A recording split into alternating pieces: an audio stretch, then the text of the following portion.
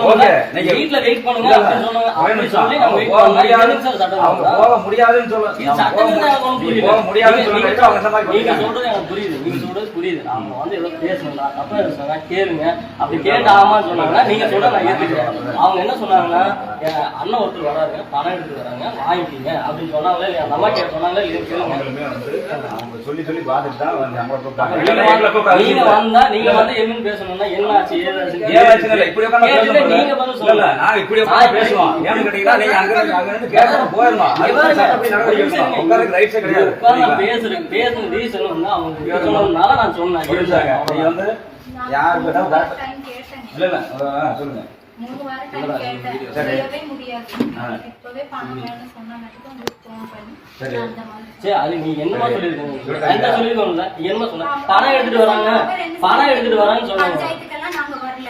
இப்போ போடு சரியா